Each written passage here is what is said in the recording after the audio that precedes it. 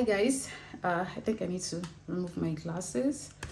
So hi guys, welcome back to my channel. My name is Jennifer Confidence. If you just see me for the very first time, hello, welcome to my channel. I make videos around Erasmus Mundus Scholarship. I make videos around my life as an Erasmus Mundus scholar, and I make videos around my investment journey as a scholar, I would say, as a scholar, and also as a young girl trying to navigate life. So these are the areas that at the moment I film around. And if I've not said this earlier, I am an Erasmus Mundus Scholarship Awardee, so Erasmus Mundus Scholar, as you might want to call it. So yes, you're welcome to my channel. You should consider subscribing if these are the things you're interested in, and you should also consider exploring other videos that I have made as it relates to Erasmus Mundus Scholarship and other scholarships actually. So to get into this video, I will be giving you in this video, just generally giving you a checklist of what you should have handy if you need to apply and succeed for the next session for the incoming year. This is just a checklist that I would give to you. And if you're new to the concept of Erasmus Mundus, this video would equally be useful in opening your mind to what Erasmus is all about and how it operates. So if this is what you want to see, just stick around and consider subscribing to my channel. If you're new here, subscribe. And while we get into the video, please give it a thumbs up because it helps the algorithm and it helps circulate my videos more. Thank you, and let's get into it now.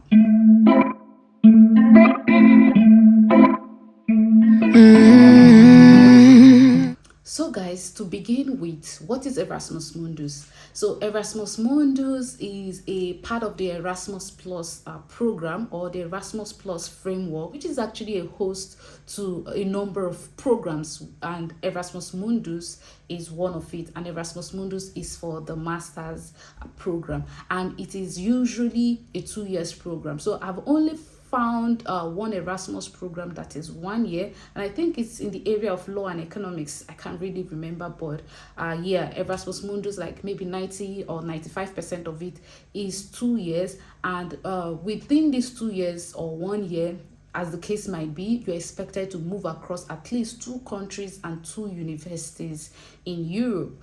So while sometimes they have partner universities or partner institutions in other continents, I know that one of the programs have partner institutions in Japan, one other program has a partner institution in Kenya, but usually most of the students, let's say 99% of the students, have to rotate or move across Europe. In general, move across Europe, a couple of countries, and we usually call these mobility countries or just mobility. So that's what it's basically about.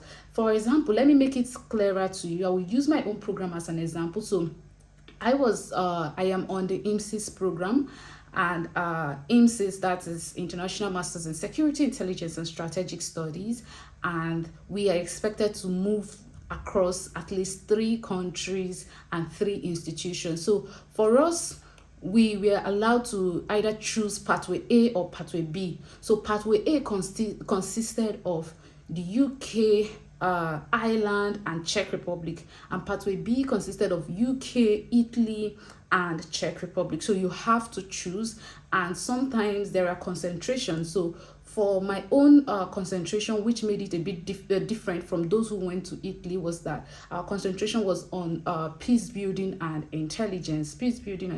Yeah. So that was the difference. For those other people who went to Italy, their concentration was on causes of conflict. So this is quite a bit different, and that's just generally how it operates. So I hope you get it now. So a lot of Erasmus programs, some programs move to 4 or 5 countries. It just generally just depends on the program that you are on. So I hope this gives you an overview of what it's all about. And then the scholarship covers your tuition fees for the 2 years. It covers your travel cost for the 2 years. It covers your accommodation for the 2 years, and it equally gives you a stipend for the 2 years. So you basically just study for free and move across Europe for free.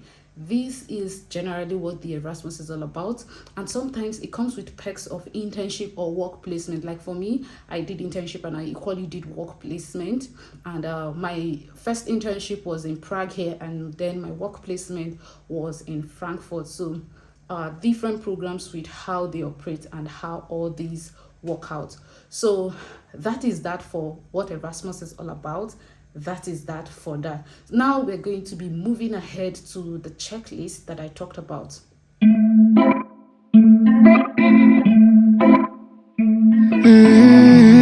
I'm going to be giving you 12 things on your checklist for you to consider when you're making your application. So we're just going to get right into that. The first thing I'm going to be talking about is your passport. So I always say this: if you want to apply for a scholarship, the first thing you always need to have is your passport, your international passport, or at least a means of identification, a recognized means of identification. So you could, maybe you have a national ID card, but in most of the cases, to avoid troubles that touches the heart, you need your international passport, because a lot of your applications will be requiring you to upload your international passport, or sometimes they might give you an option of your national ID card, but in most of the cases, your international passport. And you also having your international passport makes things really easier, especially if you come from a country where getting passport is a hassle. So just get it on time. That is the first thing I need to tell you. Get your passport, your international passport. The next thing on the checklist is your transcript. Yes, your transcript. You can't be applying for a scholarship without your transcript. Like, it's really impossible. Like, yeah, that's like the next thing you need to have in your mind, your transcript. Now, some of you might say that you're not yet done, you're still in your final year. It doesn't matter. You have had your first year, your second year, your third year. Get the transcript of these ones and hold it. That's what you're going to be using to submit. These Erasmus programs, a lot of them know that students that are applying are probably in their final years. Students that are applying, you're probably in the final year, so you don't have to wait until you finish and then you get your transcript before you apply. No, you can be in your final year, or at least be ending your third year. Like for Nigeria, we'll have 4 years for bachelor's. So most of the courses are 4 years. So at least be finishing your third year. So we'll call it 300 level in Nigeria. Be finishing your third year before you apply. So get it, go ahead, get your transcript for your first year, second year, and your third year, and use that to apply. That is sufficient for you. That is sufficient for you to win an Erasmus Mundus Scholarship. Moving on, the next thing I want to talk about is your certificate. So yes, I know that I just finished saying now that a lot of you can apply as 300 level student. That's third year students. Yes, we understand that, but it's with your transcript, you can equally get a statement of maybe a statement of graduation that could suffice, or at least since you're in your third year, they understand that you'll be finishing sometime the next year. They get that. It's just for you to communicate to the program and communicate to the university. Now, for those who are done with their university education, go ahead and get your certificate. Really important. If you don't have your certificate, there's something we'll call in Nigeria, we'll call it statement of result. Get it and apply with it. For me, I think that was what I initially applied with until I got my certificate. That was what I initially applied with. So go ahead and get yours, the statement of result, or you get your certificate at hand. Really important. You don't want to be submitting applications and you don't have that, especially when you're done graduating, when you're done with your studies. But if you're in your third year, that is understandable. You can state that you're in your third year and you're expected to graduate by summer the next year. They would understand. The next thing I believe you should have on your checklist is experience. So yes, I understand that a lot of times we'll say that Erasmus my neighbors are hitting their doors. Anyway, so I understand that a lot of times we say Erasmus Mundus does not need experience, maybe working experience and all of that. Yes, we get that. But you need to show some form of experience. Experience in terms of, it could be internship, experience in terms of leadership, experience in terms of job, experience in terms of research, any kind of experience that you can show. So now, like leadership experience might not necessarily have anything to do with the course, but you need to show some form of experience. One thing I've come to know is that in this place, they really value contribution. So if you contribute in terms of research, that's great. If you contribute in terms of activities that is related to the course, that's great. If you equally contribute in terms of activities that are not related to the course, but generally maybe student activities and all of that, that is equally great. You need to have some form of social experience or academic experience or research. Just have some form of experience, because I don't think it is appropriate that you go to school entire 4 years or 5 years or 6 years, as the case may be, and you graduate without having any form of experience at all. No social experience in terms of student union and all of that, no research experience, no nothing. Like, it doesn't make any sense. Like, what were you just in school doing? So you have to pick your hustle, you have to pick at least one. So that's what I'm just saying, at least you have to have that experience. Moving on, the next thing I need to talk about is interest. So it is one thing to study a course, it is one thing to apply for a scholarship in a particular course, and it is another thing to have an interest in it. And this interest can always be detected. I hope that's correct. Yeah, detected in your application. It is like visible. It can always be detected in your application. I will talk about it where it can be detected later on. The next thing I want to talk about is relevance. So your undergraduate or your bachelor's degree relevance to the course that you're applying. So you can't study physics and all of a sudden you want to move and go and be studying security and intelligence. Like, there's a huge gap there.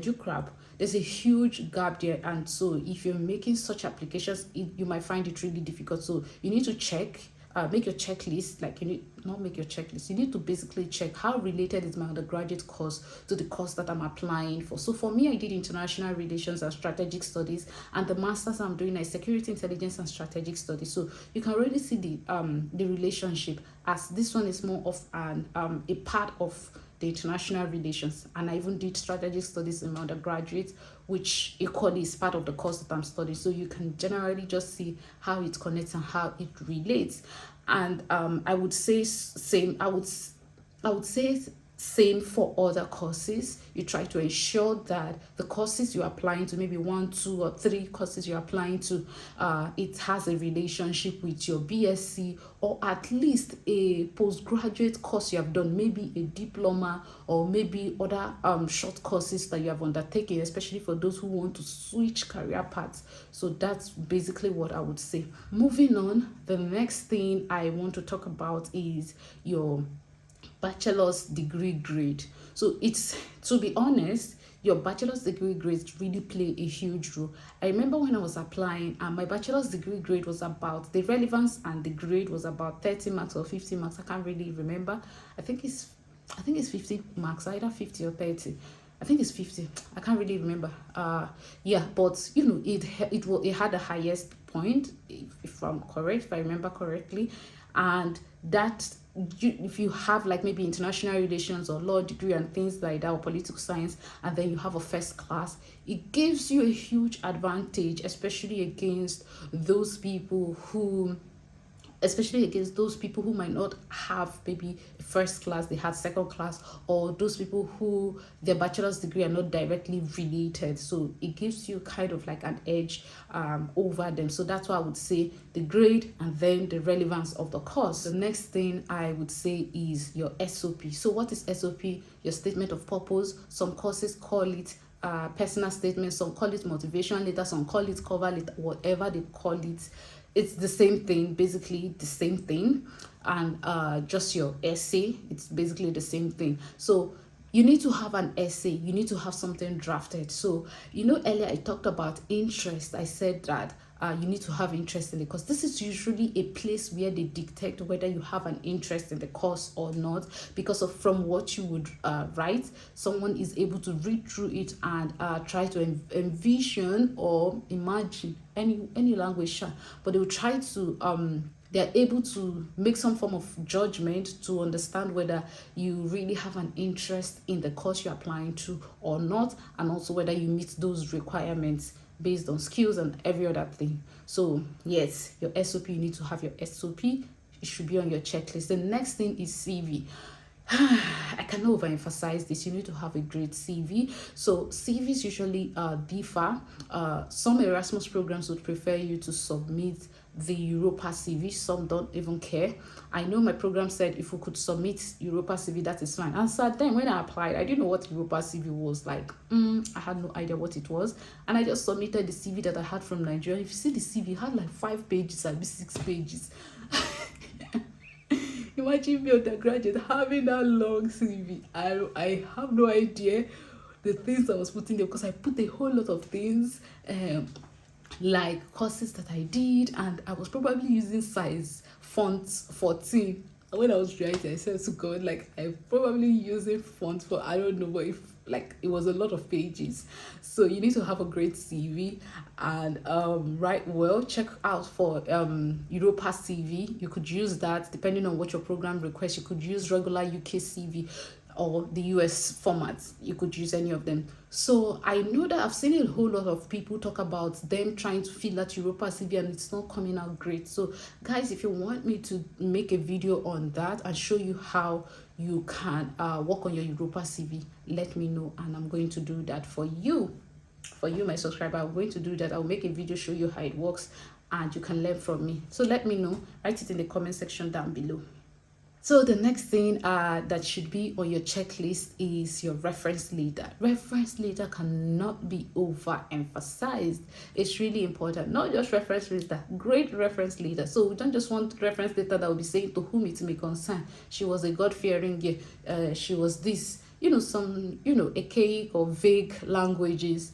We don't want that. You need a reference letter and a great one. So you need to pick the person who is writing your reference letter. You need to pick correctly, and you should be able to communicate to the person what you want the person to represent. What do you want the person to push out there to you? You need to communicate correctly. So as far as much as possible, what is in your SOP should be corroborated. Hopefully I said that well. In what your, I hope my grammar is correct though, but in what your referees have put down for you, you should be able to show some form of linkages between what is in your SOP and what is in your reference letter. I talked about that a whole lot of time in my video on writing an SOP. Anyway, I will go ahead and remake that video, a new one, update it. So if you want to see an updated one, let me know. I made a video on how to write your SOP. I made a video on how your reference letter should appear. I am going to remake it, but for now, go ahead and check out the video in the description box down below, the one I have there, and I'm going to make an updated one as time goes by. So let me know in the comment section, do you want to see it, an updated video on SOP and an updated video on reference letter? Let me know. Put your comment down below. Moving on, the next thing I want to talk about is your test of English, IELTS, TOEFL, whatever it is called. So I know that I said I didn't write, for those people who have been here, I know that I said that I didn't have to write a test of English to get my scholarship or to get to the UK and all of that. The truth is that it depends on the program, and for me, I went ahead to pick a program that would not require me to write test of English. So it depends on your program. I know that one of the programs requested for test of English and it was about 30 marks or so.